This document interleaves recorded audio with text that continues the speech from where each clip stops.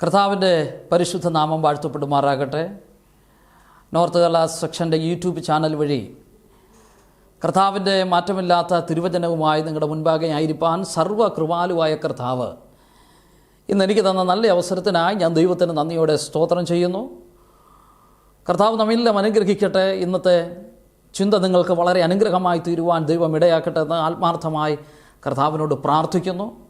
ഈ വചനം ശ്രവിച്ചുകൊണ്ടിരിക്കുന്ന നിങ്ങളുടെ സഹോദരങ്ങൾക്ക്, നിങ്ങളുടെ സുഹൃത്തുക്കൾക്ക്, നിങ്ങളുടെ സ്നേഹിതർക്ക് ഈ വീഡിയോയ്ക്ക് നിങ്ങൾ ഷെയർ ചെയ്യണം. ഞങ്ങൾ വിശ്വസിക്കുന്നു ഞങ്ങളുടെ ഈ ചാനലിലൂടെ വരുന്ന എല്ലാ മെസ്സേജുകളും നിങ്ങൾ പ്രിയപ്പെട്ടവർക്ക് ഷെയർ ചെയ്യുന്നുണ്ടെന്ന്. അനേകർ സത്യം അറിയുവാൻ, സത്യം കണ്ടെത്തുവാനൊക്കെയും ഇടയാക്കട്ടെ. അതിനായിട്ട് ദൈവം നമ്മെ സഹായിക്കട്ടെ. പ്രത്യേകിച്ച് നമ്മുടെ സഹോദരങ്ങളുടെ സുവിശേഷം പങ്കിടുവാനുള്ള ഏറ്റവും നല്ല മാർഗ്ഗമാണിത്. അത് ബുദ്ധിയോടെ വിനിയോഗിക്കുവാൻ ദൈവം നമ്മെ സഹായിക്കട്ടെ. ഇന്ന് ഞാൻ നിങ്ങളുമായി അല്പസമയങ്ങൾ ചിന്തിപ്പാൻ ആഗ്രഹിക്കുന്ന വിഷയം യേശുക്രിസ്തുവും ശബത്തും എന്നുള്ള വിഷയമാണ്. അതായത് എങ്ങനെയാണ് കർത്താവായ യേശുക്രിസ്തു ശബത്തിനെ കൈകാര്യം ചെയ്തത് എന്നത് നമുക്ക് ചിന്തിപ്പാൻ തക്കവണ്ണം കർത്താവ് നമുക്ക് നൽകുന്ന ഈ സാവകാശത്തിനായി ദൈവത്തെ സ്തുതിക്കുന്നു. അപ്പോൾ നാം ഒരുമിച്ച് ആ വിഷയവുമായി ബന്ധപ്പെട്ട് ധ്യാനിക്കുവാൻ പോകുകയാണ്. കർത്താവായ യേശുക്രിസ്തു, ആദ്യമായിട്ടുള്ള ചോദ്യം അത് തന്നെയാണ്. യേശുക്രിസ്തു ശബത്ത് അനുസരിച്ചിരുന്നോ? യേശുക്രിസ്തുവിന് അതിൻ്റെ ആവശ്യകത ഉണ്ടായിരുന്നോ? ഗലാത്യ ലേഖനം 4-ാം അധ്യായത്തിൻ്റെ 4-ാം വാക്യം. എന്നാൽ കാലസമ്പൂർണത വന്നപ്പോൾ ദൈവം തൻ്റെ പുത്രനെ സ്ത്രീയിൽ നിന്നും ജനിപ്പിച്ചവനായി, ന്യായപ്രമാണത്തിൻ കീഴ് ജനിച്ചവനായി നിയോഗിച്ചു. അവിടെ തിരുവെടുത്ത് പറയുകയാണ് കർത്താവിൻ്റെ ജനനത്തിൻ്റെ പ്രത്യേകത. ഒന്ന്, അവൻ സ്ത്രീയിൽ നിന്നും ജനിച്ചവനായി, സ്ത്രീയിൽ നിന്ന് ജനിച്ചവനായി. രണ്ടാമത്തെ പ്രത്യേകത, കർത്താവായ യേശുക്രിസ്തു ന്യായപ്രമാണത്തിൻ്റെ കീഴ് ജനിച്ചവനായി ദൈവം ഈ ഭൂമിയിൽ പുത്രനെ നിയോഗിച്ചു. കർത്താവിൻ്റെ ജനനത്തിന് 2 സവിശേഷതകളുണ്ട്. ദൈവം അനുവദിച്ചാൽ ഈ 2 സവിശേഷതകളെക്കുറിച്ച് മറ്റൊരു എപ്പിസോഡിൽ നിങ്ങളുമായി ഷെയർ ചെയ്യും. എന്തൊക്കെയാണ്? ഒന്ന്, യേശുവിൻ്റെ ജനനം സ്ത്രീയിൽ നിന്നുള്ള ജനനം. എന്തായിരുന്നു അതിൻ്റെ ആവശ്യകത? രണ്ടാമത്, കർത്താവിൻ്റെ ജനനം ന്യായപ്രമാണത്തിന് കീഴുള്ള ജനനവും. ഇത് രണ്ടും നമുക്ക് മറ്റൊരു എപ്പിസോഡിൽ ചർച്ച ചെയ്യാവുന്നതാണ്. എന്നാൽ ഞാനിപ്പോൾ പറയുവാൻ ആഗ്രഹിക്കുന്നത്, കർത്താവ് ശബത്ത് അനുസരിച്ചിരുന്നോ? തീർച്ചയായിട്ടും അനുസരിച്ചിരുന്നു. എന്തുകൊണ്ട്? ബൈബിൾ പറയുന്നു കർത്താവ് ജനിച്ചത് തന്നെ ന്യായപ്രമാണത്തിന് കീഴിലായിരുന്നു, ന്യായപ്രമാണത്തെ അനുസരിച്ചു കൊണ്ടായിരുന്നു. കർത്താവിൻ്റെ ജനനവും കർത്താവിൻ്റെ ജീവിതവും എല്ലാം ന്യായപ്രമാണത്തിൻ്റെ കീഴിലായതിനാൽ ഒരു കാര്യം വളരെ വ്യക്തമാണ്, കർത്താവായ യേശുക്രിസ്തു ശബത്ത് ഉൾപ്പെടെയുള്ള ദൈവത്തിൻ്റെ കൽപ്പനകളെ അനുസരിച്ചിരുന്നുവെന്ന് പൗലോസ് അപ്പോസ്തലൻ സംശയം കൂടാതെ അവിടെ രേഖപ്പെടുത്തിയിരിക്കുകയാണ്. നിങ്ങളുമായി മറ്റൊരു അത്ഭുത കാര്യം ഞാൻ പങ്കിടുവാൻ ആഗ്രഹിക്കുന്നത്, കർത്താവായ യേശുക്രിസ്തു, നാം പുതിയ നിയമങ്ങൾ പഠിക്കുമ്പോൾ യേശുവിൻ്റെ അത്ഭുതങ്ങളെക്കുറിച്ച് പഠിച്ചാൽ 37 അത്ഭുതങ്ങൾ കർത്താവ് ചെയ്തതായി വിശുദ്ധ ഗ്രന്ഥത്തിലൂടെ നമുക്ക് കാണുവാനായിട്ട് കഴിയും. 37 അത്ഭുതങ്ങളിൽ 7 അത്ഭുതങ്ങൾ സംഭവിച്ചത് ശബത്തിലായിരുന്നുവെന്ന് നമുക്ക് കാണുവാൻ കഴിയും. അപ്പോൾ 7 അത്ഭുതങ്ങൾ കർത്താവ് ചെയ്യുന്നത് ശബത്തിലാണ്. എന്തുകൊണ്ടാണ് കർത്താവ് അത്ഭുതങ്ങളെ ചെയ്യുവാൻ ശബത്ത് തിരഞ്ഞെടുത്തത്? എങ്ങനെയാണ് കർത്താവായ യേശുക്രിസ്തു ഈ വിശുദ്ധ ദിവസത്തെ, വിശുദ്ധ മണിക്കൂറുകളെ കർത്താവ് കൈകാര്യം ചെയ്തത് എന്നത് അറിഞ്ഞിരിക്കേണ്ടതും പഠിക്കേണ്ടതും ഈ ഭൂമിയിലെ നമ്മുടെ ക്രൈസ്തവ ജീവിതത്തിന് വളരെ പ്രധാനപ്പെട്ട വസ്തുതയാണ്. കർത്താവ് എങ്ങനെയാണ് ശബത്തിനെ കൈകാര്യം ചെയ്തത് എന്ന് നാം പഠിക്കുവാൻ പോകുകയാണ്. യോഹന്നാൻ 5:19 വായിക്കുന്നത്, ആകയാൽ യേശു അവരോട് ഉത്തരം പറഞ്ഞത്, ആമേൻ ആമേൻ ഞാൻ നിങ്ങളോട് പറയുന്നു, പിതാവ് ചെയ്തു കാണുന്നതല്ലാതെ പുത്രന് സ്വതേ ഒന്നും ചെയ്യുവാൻ കഴിയുകയില്ല. അവൻ ചെയ്യുന്നതെല്ലാം പുത്രനും അവണ്ണം തന്നെ ചെയ്യുന്നു. അപ്പം കർത്താവ് തൻ്റെ ഭൂമിയിലെ പ്രവർത്തികളെക്കുറിച്ച് പറയുമ്പോൾ യേശു പറയുകയാണ്, പിതാവ് എന്തൊക്കെ ചെയ്ത് കണ്ടുവോ അത് തന്നെയാണ് ഞാൻ ഈ ഭൂമിയിൽ ചെയ്യുന്നത്. ഇനി അതിന് 30-ാം വാക്യം, 5-ാം അധ്യായം യോഹന്നാൻ 5:30, എനിക്ക് സ്വതേ ഒന്നും ചെയ്യുവാൻ കഴിയുന്നതല്ല, ഞാൻ കേൾക്കുന്നത് പോലെ ന്യായം വിധിക്കുന്നു. ഞാൻ എൻ്റെ ഇഷ്ടമല്ല, എന്നെ അയച്ചവൻ്റെ ഇഷ്ടമത്രേ ചെയ്യുവാൻ ഇച്ഛിക്കുന്നത് കൊണ്ട് എൻ്റെ വിധി നീതിയുള്ളത് ആകുന്നു. ഇവിടെ കർത്താവ് ഈ 2 വാക്യങ്ങളിലും കർത്താവ് തന്നെക്കുറിച്ച് പറയുകയാണ്, ഞാൻ ഈ ഭൂമിയിൽ എന്തൊക്കെ ഇപ്പോൾ ചെയ്തുകൊണ്ടിരിക്കുന്നോ ഇതെല്ലാം ഞാൻ എൻ്റെ ഇഷ്ടത്തിന് ചെയ്യുന്നതല്ല, മറിച്ച് എന്നെ അയച്ച എൻ്റെ സ്വർഗസ്ഥനായ പിതാവിൻ്റെ ഇഷ്ടമത്രേ ഞാൻ നിറവേറ്റുന്നത്. എന്നെ കേൾക്കുന്ന പ്രിയപ്പെട്ടവരെ, വളരെ ക്ലിയറായി വളരെ വ്യക്തമായി കർത്താവ് പറയുകയാണ്, ഞാൻ എൻ്റെ ഇഷ്ടമൊന്നും ചെയ്യുന്നില്ല, എൻ്റെ പിതാവ് എന്നെ ഏൽപ്പിച്ചത്, അല്ലെങ്കിൽ പിതാവ് എന്തൊക്കെ ചെയ്യുവാൻ പറഞ്ഞോ, അല്ലെങ്കിൽ പിതാവിൻ്റെ ഇഷ്ടമാണ് ഞാൻ ചെയ്തുകൊണ്ടിരിക്കുന്നത്. അതുകൊണ്ട് തന്നെ ഞാൻ നിങ്ങളോട് പറയാം, കർത്താവായ യേശു ക്രിസ്തു ശബത്തിൽ എന്തൊക്കെ ചെയ്തോ അതെല്ലാം പിതാവിൻ്റെ ഇഷ്ടം തന്നെയായിരുന്നു.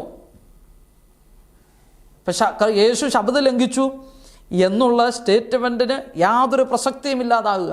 കർത്താവ് അല്ലെങ്കിൽ പിതാവ് അല്ലെങ്കിൽ യഹോവയായ ദൈവം അല്ലേ, അപ്പോൾ പിതാവായ ദൈവം കൊടുത്ത ആ ശബത്ത് കർത്താവ് ലംഘിച്ചു, അതിൻ്റെ ആവശ്യകതയില്ല എന്ന് തെളിയിക്കുവാൻ യേശു ലംഘിച്ചു എന്ന് ആരെങ്കിലും വാദിക്കുന്നുവെങ്കിൽ ഈ പ്രമാണം കൊടുത്ത ആരാണ്? സകല സൃഷ്ടികൾക്കും മുൻപേയുള്ള സകലത്തിനും ആധാരമായിരിക്കുന്ന സകലവും അവൻ മൂലം ഉളവായെന്ന് പ്രഖ്യാപിക്കുന്ന കർത്താവായ യേശു ക്രിസ്തുവും പിതാവും പ്രിയമുള്ളവരെ അവർ ഒരുമിച്ച് പ്രവർത്തിക്കുകയാണ്. അവിടെ നമുക്ക് കാണാൻ കഴിയുന്നത് പിതാവ് കൊടുത്ത ആ കൽപ്പനയെ പുത്രൻ ഭൂമിയിൽ വന്ന് ഇനി അതിൻ്റെ ആവശ്യമില്ല, പിതാവിന് തെറ്റുപറ്റിപ്പോയി, ഞാനത് തിരുത്തുകയാണെന്നല്ല പറഞ്ഞത്, മറിച്ച് പിതാവിൻ്റെ ഇഷ്ടം ചെയ്യുന്നു. പിതാവിൻ്റെ ഇഷ്ടം എന്താ? പിതാവിൻ്റെ ഇഷ്ടം പിതാവിൻ്റെ കൽപ്പനകളെ പ്രമാണിക്കുന്നതാ അല്ലേ. അവൻ്റെ കൽപ്പനകളെ പ്രമാണിച്ച് അവൻ്റെ ഇഷ്ടം ചെയ്യുന്ന ഏവർക്കും ദൈവമക്കളാകുവാൻ. അപ്പോൾ കർത്താവ് തന്നെ പറയുന്നുണ്ട്, ഞാൻ എൻ്റെ പിതാവിൻ്റെ കൽപ്പനകൾ പ്രമാണിച്ച് എൻ്റെ പിതാവിൻ്റെ ഇഷ്ടം ചെയ്തതുപോലെ. അതായത് പുത്രൻ ഈ ഭൂമിയിൽ വന്നിട്ട് പിതാവിനൊരു വലിയ തെറ്റുപറ്റി, പിതാവ് നിങ്ങൾക്ക് ശബത്ത് എന്ന് പറയുന്ന ഒരു ദിവസം തന്നു, നിങ്ങളത് അനുസരിക്കേണ്ട ആവശ്യകതയില്ല, നിങ്ങളത് ലംഘിക്കണം, അതിന് പ്രമാണിക്കേണ്ട എന്നല്ല കർത്താവ് പഠിപ്പിച്ചത്. മറിച്ച് ക്രിസ്തു എങ്ങനെയാണ് ശബത്തിനെ കൈകാര്യം ചെയ്തത്, കർത്താവ് എങ്ങനെയാണ് ശബത്തിനെ അനുസരിക്കുവാൻ അല്ലെങ്കിൽ ശബത്തിനെ നോക്കിക്കണ്ടത് എങ്ങനെയാണ് എന്ന് നാം മനസ്സിലാക്കുമ്പോൾ നമുക്ക് അറിയാൻ കഴിയുന്നൊരു വസ്തുതയുണ്ട്. അത് തികച്ചും പിതാവിൻ്റെ ഇഷ്ടവും പിതാവ് ആഗ്രഹിച്ചതും പിതാവ് ശബത്തിനെ എങ്ങനെ നോക്കിക്കാണണം, എങ്ങനെ അനുസരിക്കണമെന്ന് പുത്രനിലൂടെ പഠിപ്പിക്കുകയും ചെയ്യുന്നതായി നമുക്ക് കാണുവാനായിട്ട് കഴിയും. ഇതിന് ബദലായിരിക്കുന്ന കർത്താവ് ചെയ്ത ഒരു അത്ഭുതമാണ് മത്തായിയുടെ സുവിശേഷം 12-ാം അധ്യായത്തിൻ്റെ നാം ഏകദേശം അത് പരിശോധിച്ചാൽ 1 മുതൽ 8 വരെയുള്ള വാക്യങ്ങളെ നമുക്ക് വായിക്കുമ്പോൾ കാണുവാൻ കഴിയും. കർത്താവായ യേശു ക്രിസ്തു തൻ്റെ ശിഷ്യന്മാരുമായി വിളഭൂമിയിൽ കൂടി കടന്നു പോകുന്ന ഒരു സന്ദർഭം അവിടെ രേഖപ്പെടുത്തിയിട്ടുണ്ട്. അങ്ങനെ ശിഷ്യന്മാർ വിളഭൂമിയിൽ കൂടി കടന്നു പോകുമ്പോൾ അവർക്ക് വിശന്നിട്ട് കതിർ പറിച്ച് തിന്നു തുടങ്ങി. ഇത് കണ്ടിട്ട് പരീശന്മാർ ഇതാ ശബത്തിൽ വിഹിതമല്ലാത്തത് നിന്റെ ശിഷ്യന്മാർ ചെയ്യുന്നു, അല്ലെങ്കിൽ അവർ ശബത്ത് ലംഘിച്ചിരിക്കുന്നതെന്ന് അവനോട് വാദിച്ചു. അപ്പോൾ കർത്താവായ യേശു ക്രിസ്തു തനിക്കും ദാവീദിൻ്റെ കൂടെയുള്ളവർക്കും വിശന്നപ്പോൾ ആലയത്തിലേക്ക് വരികയും പുരോഹിതന് മാത്രം കഴിക്കുവാൻ പറ്റുന്ന കാഴ്ചയപ്പം ഭക്ഷിക്കുകയും ചെയ്തില്ലയോ എന്ന് ചോദിക്കുന്നുണ്ട്. അവിടെ കർത്താവ് പിന്നെ 5-ാം വാക്യത്തിൽ, അല്ല, ശബത്തിൽ പുരോഹിതന്മാർ ദൈവാലയത്തിൽ വെച്ച് ശബത്തിനെ ലംഘിക്കുന്നുവെങ്കിലും കുറ്റമില്ലാതിരിക്കുന്നു എന്ന് ന്യായപ്രമാണത്തിൽ വായിച്ചിട്ടില്ലയോ? ഇതൊക്കെ കർത്താവ് പറയുകയാണ്. ദൈവാലയത്തിലെ ശുശ്രൂഷകർ ശബത്തിൽ ചെയ്യുന്ന പ്രവൃത്തികൾ ശബത്ത് ലംഘനമായിട്ടല്ലേ നിങ്ങൾ വ്യാഖ്യാനിക്കുന്നത്? നിങ്ങളുടെ പ്രമാണങ്ങൾ അങ്ങനല്ലേ രേഖപ്പെടുത്തിയിരിക്കുന്നത്? ദാവീദിനെ നിങ്ങൾ കുറ്റം വിധിക്കുന്നില്ലയോ? പക്ഷെ ദൈവത്തിന് മുമ്പാകെ ദൈവം പറയുക, ഇതൊന്നും ദൈവത്തിന് മുൻപാകെ കുറ്റമായി തീർന്നില്ല. എന്നിട്ട് 6-ാം വാക്യം, എന്നാൽ ദൈവാലയത്തേക്കാൾ വലിയവൻ ഇവിടെയുണ്ട് എന്ന് ഞാൻ നിങ്ങളോട് പറയുന്നു. നിങ്ങൾ പറഞ്ഞാൽ നിങ്ങളുടെ ഈ ദൈവാലയത്തേക്കാൾ വലിയവനായിരിക്കുന്നവൻ ആരാണ്? കർത്താവായ യേശു ക്രിസ്തുവാണ്. അവൻ സകലത്തിനും വലിയവനാണ്, സ്വർഗത്തിനും മീതെ ഉന്നതനാണ്. കർത്താവ് പറയുകയാണ്, നിങ്ങളത് അറിയുന്നില്ലയോ? എന്നിട്ട് ഒടുവിൽ കർത്താവ് പറയുന്നു, മനുഷ്യപുത്രനോ ശബത്തിന് കർത്താവാകുന്നു. അവരെ കർത്താവായ യേശു ക്രിസ്തു ഒരു പുതിയ തത്വത്തിലേക്ക്, പുതിയ ആത്മീക ബോധത്തിലേക്ക് നയിക്കുകയാണ്. എന്ത് ആത്മീക ബോധമാണ് കർത്താവ് അവർക്ക് നൽകുന്നത്? കർത്താവ് പഠിപ്പിക്കുന്നു, ആകയാൽ ശബത്തിൽ നന്മ ചെയ്യുന്നത് വിഹിതം.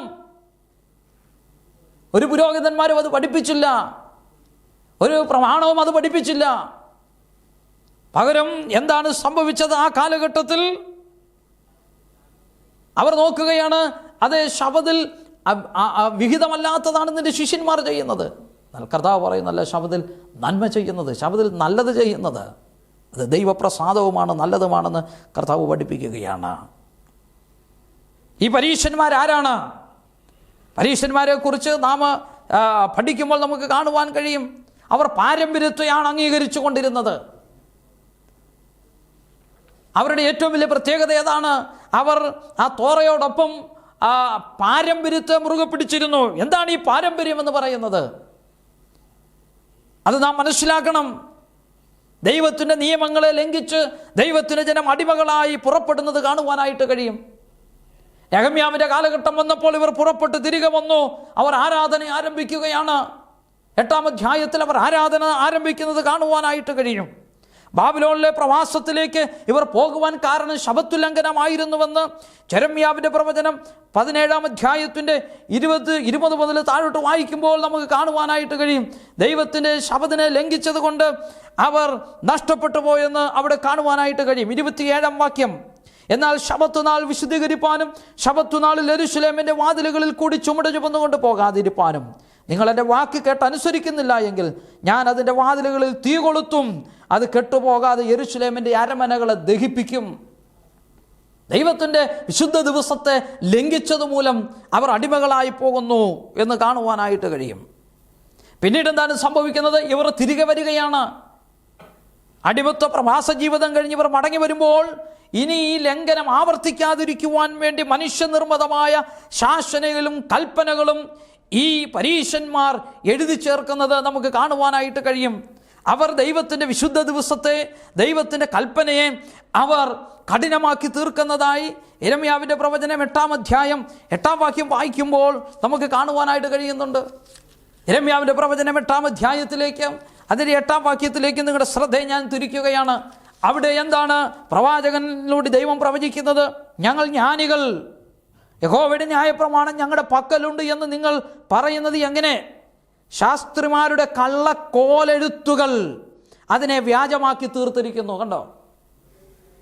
കർത്താവ് പറയുക ശബത്തിൽ നന്മ ചെയ്യുന്നത് വിഹിതമാണ്. കർത്താവ് അങ്ങനെ ശബത്തിനെ കൈകാര്യം ചെയ്തത്. നിങ്ങൾക്ക് നന്മ പ്രവൃത്തികൾ, മറ്റുള്ളവർക്ക് ഗുണം വരുന്ന, മറ്റുള്ളവരെ ആത്മീകമായി അടുപ്പിക്കുന്ന, മറ്റുള്ളവർക്ക് ശാരീരിക ബുദ്ധിമുട്ടും ക്ലേശം അനുഭവിക്കുന്നവർക്ക് കൈത്താങ്ങായി മാറുന്ന,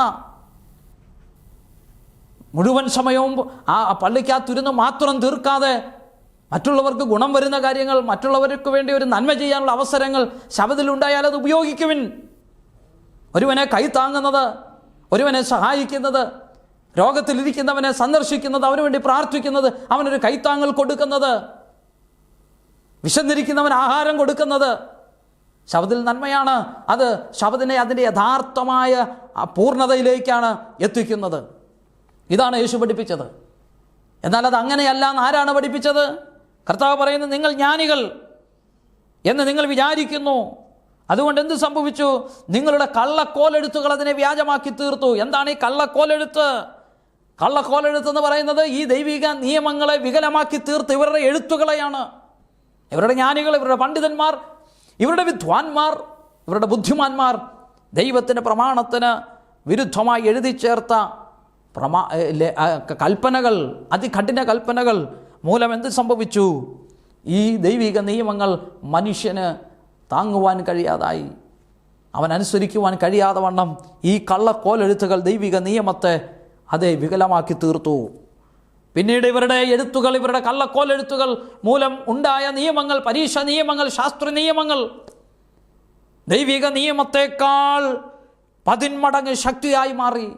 ഈ എഴുത്തുകളെ അവർ പിന്നീട് മതനിയമമായി അംഗീകരിച്ചു.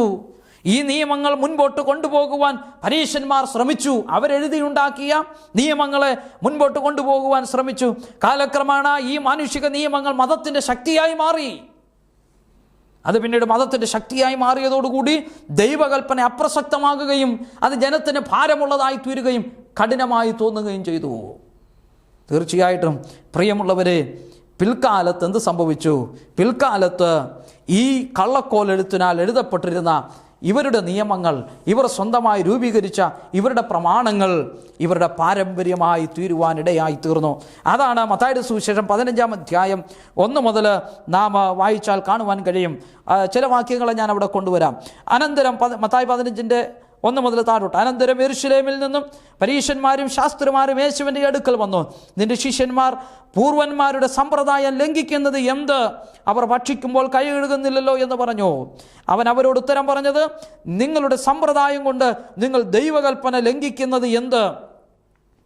എന്ത് ചെയ്യുന്നു? നിങ്ങളുടെ സമ്പ്രദായം കൊണ്ട് നിങ്ങൾ എന്തിനെ ലംഘിക്കുന്നു? ദൈവകൽപ്പനയെ ലംഘിക്കുന്നു. ഉണ്ടോ? അപ്പോൾ ഇവരെന്തിന് പ്രാധാന്യം കൊടുത്തു? ഇവരെഴുതിയുണ്ടാക്കിയ ആ സമ്പ്രദായങ്ങൾക്ക്, ഇവരെഴുതിയുണ്ടാക്കിയ കള്ളക്കോലെഴുത്തിലെ പ്രമാണങ്ങൾക്ക് പ്രാധാന്യം കൊടുത്തു. എന്നാൽ പ്രിയമുള്ളവരെ, വാഴ്ത്തപ്പെട്ട കർത്താവായ യേശു ക്രിസ്തു ശബദിനെ യഥാർത്ഥമാവണ്ണം എങ്ങനെയാണ് നിങ്ങൾ കരുതേണ്ടത് എന്ന് പഠിപ്പിക്കുകയാണ്. നിങ്ങൾ കള്ളക്കോലെഴുത്തുകളാൽ എഴുതപ്പെട്ടിരിക്കുന്ന നിയമങ്ങൾക്ക് വിധേയപ്പെടേണ്ടവരല്ല. ദൈവം നിങ്ങൾക്ക് കാണിച്ചു തരികയാണ്. പിതാവായ ദൈവം തൻ്റെ പുത്രനിലൂടെ എങ്ങനെയാണ് ശബദനുസരിക്കേണ്ടതെന്ന് കാണിച്ചു തരികയാണ്. ഒന്ന് കർത്താവ് പറയുന്നു, അതെ, നിങ്ങൾ നന്മ ചെയ്യുന്നവരായിരിപ്പിൻ. യേശുവിനെ പോലെ കർത്താവ് ശബദിനെ കുറ്റമറ്റതാക്കി തീർത്തു. ശബദ് ഒരാൾക്ക് ആശ്വാസമായി മാറി. ശബദിൻ്റെ യഥാർത്ഥ അനുഭവം അവർ തിരിച്ചറിഞ്ഞു. യേശുവിലൂടെ കർത്താവ് കടന്നു വരികയും അതേ കൈവരേണ്ട ഒരു മനുഷ്യൻ കർത്താവിൻ്റെ അടുക്കലെത്തുന്നത് വിശുദ്ധ ലൂക്കോസിൻ്റെ സുവിശേഷം 6-ാം അധ്യായത്തിൽ നമുക്ക് കാണുവാനായിട്ട് കഴിയും. ലൂക്കോസിൻ്റെ സുവിശേഷം 6-ാം അധ്യായം അതിൻ്റെ 6-ാം വാക്യം പരിശോധിക്കുമ്പോൾ കൈവരണ്ട് പോയിരിക്കുന്ന ഒരു മനുഷ്യൻ യേശുവിൻ്റെ അടുക്കൽ വരുന്നു. മറ്റൊരു ശബത്തിൽ അവൻ പള്ളിയിൽ ചെന്ന് ഉപദേശിക്കുമ്പോൾ വലം കൈ വരണ്ടുള്ള ഒരു മനുഷ്യൻ അവിടെ ഉണ്ടായിരുന്നു. ശാസ്ത്രിമാരും പരീശന്മാരും അവനെ കുറ്റം ചുമത്തുവാൻ സംഗതി കിട്ടേണ്ടതിന് അവൻ ശബത്തിൽ സൗഖ്യമാക്കുമോ എന്ന് നോക്കിക്കൊണ്ടിരുന്നു. അവരുടെ വിചാരം അറിഞ്ഞിട്ട് അവൻ വരണ്ട കൈയുള്ള മനുഷ്യനോട് എഴുന്നേറ്റ് നടുവിൽ നിൽക്ക എന്ന് പറഞ്ഞു. 9-ാം വാക്യം, അവൻ എഴുന്നേറ്റ് നിന്നു. പിന്നീട് നാം വായിക്കുന്നത്, യേശു അവരോട്, ഞാൻ നിങ്ങളോട് ഒന്ന് ചോദിക്കട്ടെ, ശബത്തിൽ നന്മ ചെയ്യുകയോ തിന്മ ചെയ്യുകയോ ജീവനെ രക്ഷിക്കുകയോ നശിപ്പിക്കുകയോ ഏത് വിഹിതം? അവരെ എല്ലാം ചുറ്റും നോക്കി നിന്നിട്ട് ആ മനുഷ്യനോട് കൈ നീട്ടുക എന്ന് പറഞ്ഞു. അങ്ങനെ അവൻ ചെയ്തു. അവൻ്റെ കൈക്ക് സൗഖ്യം വന്നു. അവരോ ഭ്രാന്ത് നിറഞ്ഞവരായി യേശുവിന് എന്ത് ചെയ്യേണ്ടു എന്ന് തമ്മിൽ ആലോചിച്ചു അവിടെ നിന്നും ഓടിപ്പോകുന്നത് കാണാൻ കഴിയും. ഇവിടെ എന്താണ് സംഭവിക്കുന്നത്? നമ്മുടെ വാഴ്ത്തപ്പെട്ട കർത്താവായ യേശു ക്രിസ്തുവിൻ്റെ അടുക്കൽ ശാരീരിക ബലഹീനതയോടൊരു മനുഷ്യൻ വരികയാ, വരണ്ട കൈയുള്ളൊരു മനുഷ്യൻ വരികയാ, കരിഞ്ഞുണങ്ങിയ അല്ലെങ്കിൽ വാടിപ്പോയ കൈയുള്ളൊരു മനുഷ്യൻ വരികയാ. കർത്താവായ യേശു ക്രിസ്തു ആ മനുഷ്യൻ്റെ അടുക്കൽ നിന്ന് അവന് സൗഖ്യം നൽകുകയാണ്. എന്നെ കേൾക്കുന്ന പ്രിയമുള്ളവരെ, അതുവരെയുള്ള പരീക്ഷന്മാർ നോക്കുകയാ, അത് ശബദ ലംഘനമായിട്ടാണ് അവർ കരുതിയിരുന്നത്. എന്നാൽ യേശു എങ്ങനെയാണ് ശബദിനെ കൈകാര്യം ചെയ്തത്? നോ, ശബദിനെ കർത്താവ് ലംഘിക്കുകയല്ല, മറിച്ച് ആ മനുഷ്യന്, സൗഖ്യം കിട്ടിയ മനുഷ്യന് ശബദ് ഒരു സൗഖ്യത്തിൻ്റെ ദിവസമായിരുന്നു. ശബത്ത് ഒരു ആശ്വാസത്തിൻ്റെ ദിവസമായിരുന്നു. ശബത്ത് ഒരു അനുഗ്രഹത്തിൻ്റെ ദിവസമായിരുന്നു. ശബദ് യഥാർത്ഥത്തിൽ എന്താണെന്ന് മനസ്സിലാക്കുവാൻ അവന് കഴിഞ്ഞു. അതെത്രത്തോളം ആശ്വാസപ്രദമായിരുന്നുവെന്ന് അവന് തിരിച്ചറിയുവാൻ കഴിഞ്ഞു. അവൻ കർത്താവിനെ കൂടുതൽ അറിയുവാനും അത് മഹത്വകരമായി തീരുവാനുമിടയായി. എന്നെ കേൾക്കുന്ന പ്രിയമുള്ളവരെ, ശബത്ത് അനുഭവം എന്ന് പറയുന്നത് എന്താണ്? യഥാർത്ഥത്തിൽ കഠിനമായ ഒരു നിയമം കൊണ്ടുവന്ന് വെച്ച് അനുസരിപ്പിക്കുന്നതല്ല ശബത്തിൻ്റെ അനുഭവം എന്ന് പറയുന്നത്. മനുഷ്യനിന്മേൽ അടിച്ചേൽപ്പിക്കുന്ന ഒരു നിയമമല്ല ശബത്തിൻ്റെ അനുഭവം എന്ന് പറയുന്നത്. ശബത്ത് നാം അനുസരിക്കണമെന്നുള്ളത് ദൈവത്തിൻ്റെ കൽപ്പനയാണ്. അത് സ്നേഹത്തിലൂടെ ദൈവത്തിൻ്റെ കൽപ്പനകളെ നാം കണ്ടെത്തുകയും അനുസരിക്കുകയും വേണം. മറ്റൊന്ന്, ശബദ് ഒരു കഠിന നിയമമല്ല, മറിച്ച് ശബദ് ആശ്വാസത്തിൻ്റെ നിയമമാണ്. ശബദ് അനുഗ്രഹത്തിൻ്റെ നിയമമാണ്. ശബദ് കുറ്റമറ്റതായിട്ട് നമുക്ക് അനുസരിക്കാമെന്ന് യേശു കാണിച്ചു തന്നു. അത് ആശ്വാസമായി, മറ്റുള്ളവർക്ക് അനുഗ്രഹമായി, മറ്റുള്ളവർക്ക് വിടുതലായി മാറുവാൻ തക്കവണ്ണം കർത്താവ് മാതൃക കാണിച്ചു. ആയതിനാൽ ശബദിൻ്റെ യഥാർത്ഥമായിരിക്കുന്ന അനുഭവം ക്രിസ്തുവിലൂടെ നമുക്ക് മനസ്സിലാക്കുവാൻ കഴിയുന്നു. അവരുടെ എല്ലാ പരീക്ഷന്മാരുടേതായിരിക്കുന്ന എല്ലാ കൈയെഴുത്തുകളും ഉപമകളും എല്ലാവിധമായിരിക്കുന്ന ചിന്തകളെയും കർത്താവ് അവിടെ മാറ്റുകയാണ്. യഥാർത്ഥമായ ശബദിൻ്റെ അനുഭവം അത് നന്മയുടെ ദിവസമാണ്, അത് ആശ്വാസത്തിൻ്റെ ദിവസമാണ്, അത് കുറ്റമറ്റ ദൈവിക പ്രവൃത്തിയുടെ ദിവസമാണ്. ആ ശബദിൻ്റെ യഥാർത്ഥ അനുഭവം ക്രിസ്തുവിൽ കാണുന്നു. ക്രിസ്തു പറയുന്നു, ശബദിൽ നന്മ ചെയ്യുന്നത് വിഹിതമത്രേ.